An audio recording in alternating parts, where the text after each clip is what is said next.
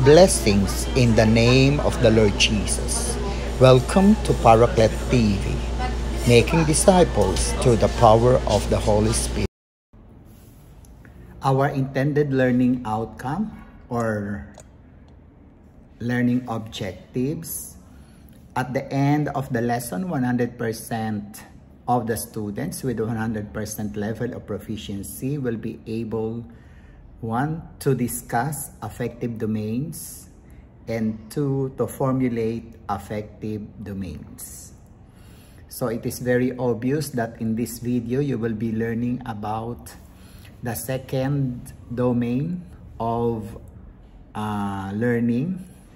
First, we have cognitive domain, then we have affective domain, and then the third is psychomotor domain. So in this video, you will be learning the different taxonomy and the description of affective domain.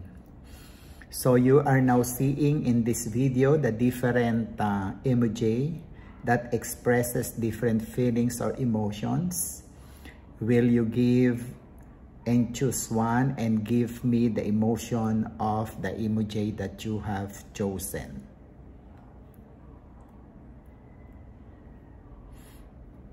Okay, very good. So at this point in time, let me explain to you what is affective domain. According to Home 1995, it refers the variety of traits and disposition that are different from knowledge, reasoning, and skills. So there is really a great difference between affective domain as well as cognitive domain. Cognitive domain, of course, includes the head, how we think, and the different levels of cognition.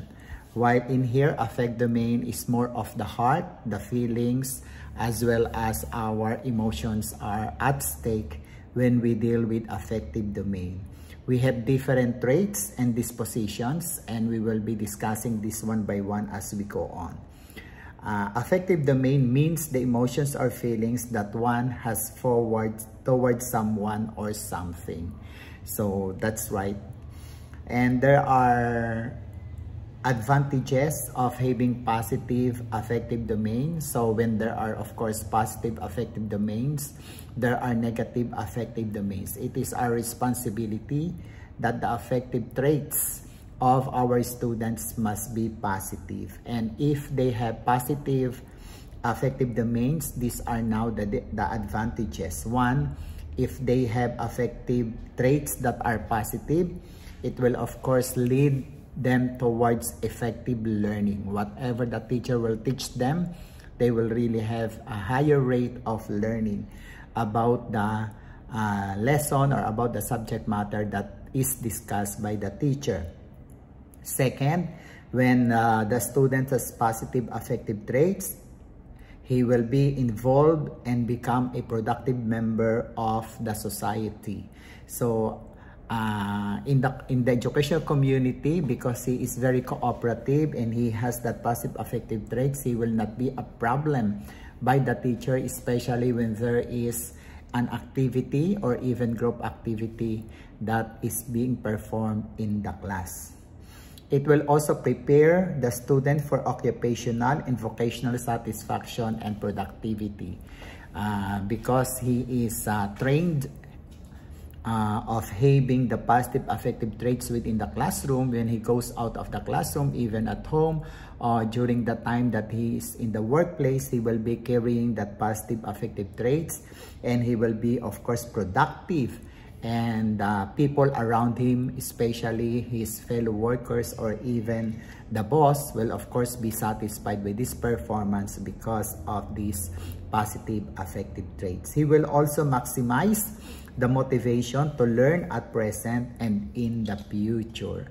So having a positive affective traits will, of course, it is already a capital or investment for the student to have a higher learning rate as compared to other students who have not have these positive affective traits. And this will, of course, lead him to a brighter future. And the last one, it will prevent the students from dropping out of the school. So obviously, If he has a positive affective traits, he is really interested in the class.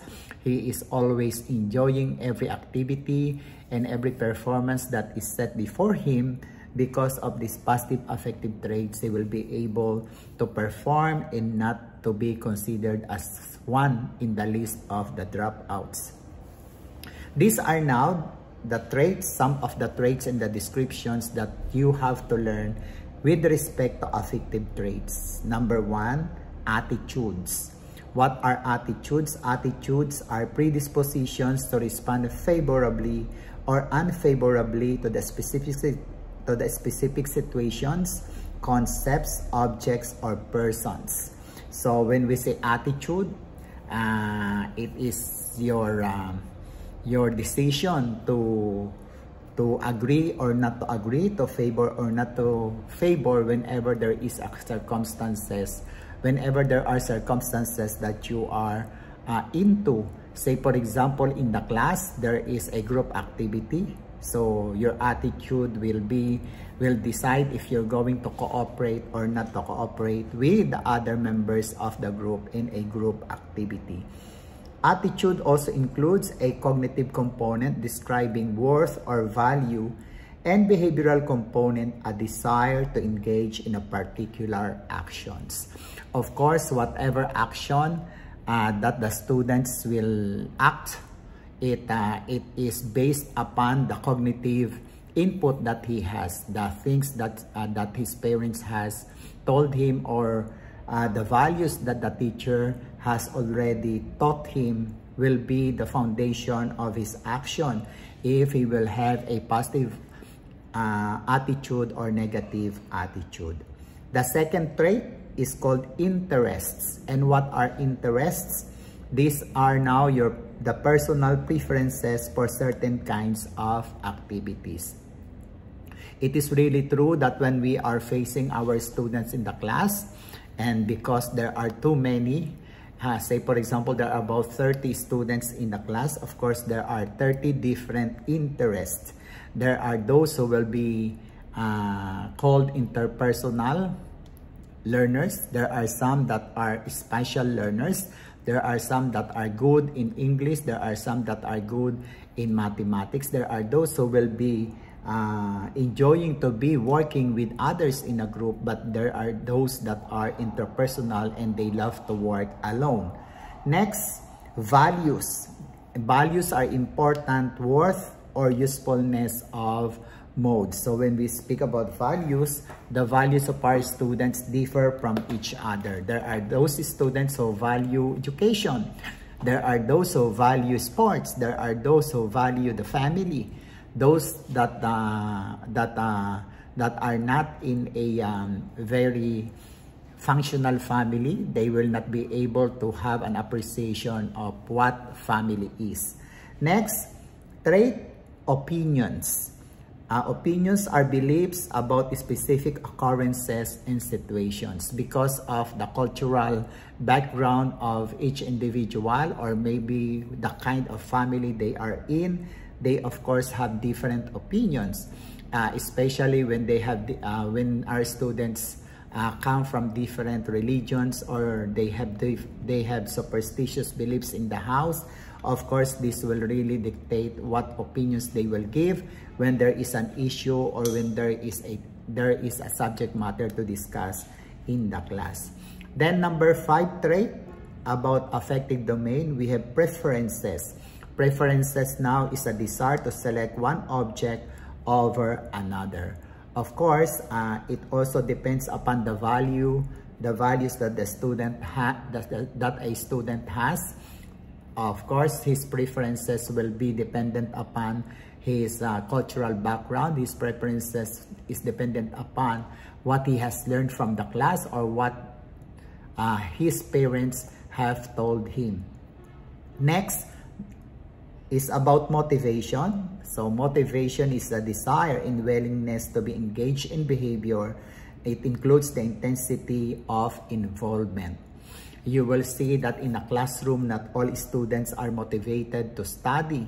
So there is a part of the science of teaching that before you develop a certain lesson, you introduce a certain lesson, you have to start with motivating first the student, because it is very true, like what the experts have said, that unless the student is prepared, the law of preparedness, he will be able to listen to and learn about the concept that you're going to develop in the lesson.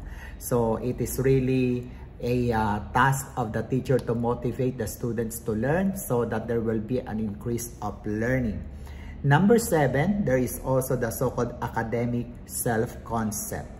It is a self-perception of competence, the school, and learning. When we speak about academic self-concept, what will be the concept of the student or the pupil about school? So there are students who are very positive when they are going to the school, but there are also students who don't like to go to the school. There are pupils who are crying on their first day of schooling, but after a year or two, because they have met a very good teachers, so they will be able to have a very good and a very pleasant academic self-concept. They have a positive concept or mindset about the school, about learning, and of course about teachers and classmates. Next trait, self-esteem. What is self-esteem? It is the degree of self-respect, worthiness, or desirability of self-concept. So there are, of course, students who have a very positive look at themselves, but there are those students who are really negative of themselves. It is maybe because of the things that the parents are telling them. So this will be a contributory factor. What will be the self-esteem or the level of self-esteem of the student. Then number 9, there is also the so-called locus of control as one of the traits of affective domain. When we speak about locus of control, it is defined as the self-perception of whether success and failure is controlled by the student or by the external influences. There are those students who are intrinsically motivated, so whatever negative things that they have or that they experience inside the classroom, because of a very strong intrinsic motivation, they will continue to succeed. But there are those students who have no control of themselves. They are being controlled of the external influences that are found in the school. One, of course, best contributory factor of that is the kind of teacher that they have. And of course, the behavior or the bullies, the students who are not interacting with them positively, can be an external influences for them not to have a very positive locus of control. Another trait of affective domain, we have emotional development. And when we speak about emotional development, this pertains to the growth, to the change in the awareness of emotions, in ability to regular emotional expression. So we call this as EQ or emotional quotient of the students. There are those students who have the power to control themselves, even if they are angry or even if they are not satisfied with the things that they are seeing. It will not be seen conspicuously in the facial expressions as well as in their gestures. But there are those students who are very low in emotional development, and they could not regulate their emotional expression. And these students are those that are crying, those that are having tantrums, those students that are misbehaving. These are just some of the external expression of a low emotional development. Then another trait that we have to consider when we speak about emotional or about affective domain is social relationship. This is now the nature of interpersonal interaction and functioning in the group setting. Because a class is big, there are of course many students or many pupils. Maybe the smallest is 10 or 15, but the biggest, of course, especially in some schools, the governmental schools are about 50, although the requirement is 55. But because they are dealing with many fellow pupils or fellow students, so the social relationship is, of course, different from one another. Next, we have altruism. So altruism is the willingness and propensity to help others. So the students who are very willing to help others, they have positive altruism. But those students who are making deadma, who could not extend their hands to help others, they have low altruism.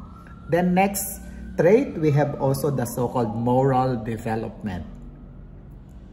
Of course, when we speak about moral development, it pertains to the ethical principles that guide decision-making of the students. So their behavior is, of course, seen in the development of their morale, the power to choose and the power to refuse. If they know that something is good, of course, they have to decide that they have to go with it.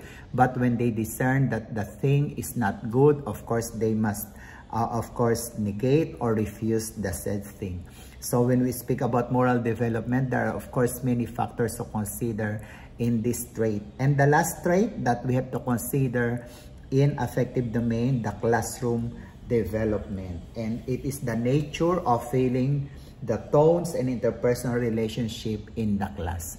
Of course, it is the responsibility of the advisor or of the teacher inside the classroom to promote a positive tone and a positive interpersonal relationship between and among his students. Now, there are also the so-called example of targets in affective domain. And in here, there are about five targets. We have attitude targets, value targets, motivational targets, academic self-concept targets, and of course, social relationship targets. Now, let us take attitude targets. When we speak about attitude targets, it can have two subdivision or two sub-targets. Number one is the positive attitudes, and the second one is negative attitude. About learning, of course, and we have to really take into consideration as teachers that our students in the classroom will have a very good or positive attitudes about making assignments, about the rules in the classroom, about the routines, about the procedures that we are asking them to do and to follow. And of course, they must have a very good attitudes about the teachers. And of course, when we are going to have discussion and we are going to have an assessment, they must also have a very good attitude about that. Then second, we have value targets. There are many values that we have to really help our students or pupils to possess. And some of the examples of these values are honesty, integrity, justice, then of course freedom. Students must be free to express themselves in the classroom, and we have to really teach them to be honest, avoiding copying or cheating, or in higher education, avoiding plagiarism. Then we have also the third, motivation targets. And it is characterized as one, it is determined by students' expectation, their beliefs about whether they are likely to be successful, and the relevance of these outcomes. So it is very important that the students in the classroom must be motivated. First, they must be intrinsically motivated. They must have that dream to see themselves as somebody someday, and they have to really dream that their wanting to be will be met in the future. These are expectations that refer to self-efficacy and his ability to perform successfully. And these motivation targets must focus, of course, on value distinct by academic subject and of course the type of learning. Next, Example of targets, academic self-concept targets, and these are now the characteristics when dealing with the students who are problems to the school, and learning. So when we speak out about academic self-concept, as I've already discussed with you, of course, we are expecting that our students will really have a very good and positive concept about what are the ingredients or what are the critical areas that are found in the school, the faculty, the library, then we have the administration, then you have, of course, the curriculum, the classroom activities, the engagement that are happening are examples of the things that are found in the school in academics. So our students and pupils must, of course, have a very good academic self-concept. And when they have good academic self-concept, of course, successful learning and teaching process will be attained. And then, of course, we have social relationship targets as the last target, example of last target. In this, we have the example of social relation targets are peer relations, the relationship between pupil to pupil or student to student, that they have to be able to cooperate with each other, and they must, of course, function as a productive member of the educational community. They must have pro-social behavior, friendship, collaboration, and there must also be good in conflict resolution. And of course, they must be assertive, and they must develop empathy between and among themselves. So it is very true that when they are in the school, they will have, of course, classmates, and we are expecting that they each to be able to have a successful teaching and learning process. There must have a good relationship between the pupils, and of course the pupils and the teacher must have a good relationship. And when this happens, there will, of course, be cooperation, and most of the problems are already solved, and successful teaching will be attained. Share Jesus. Subscribe, share Orocle TV. Go, go, go.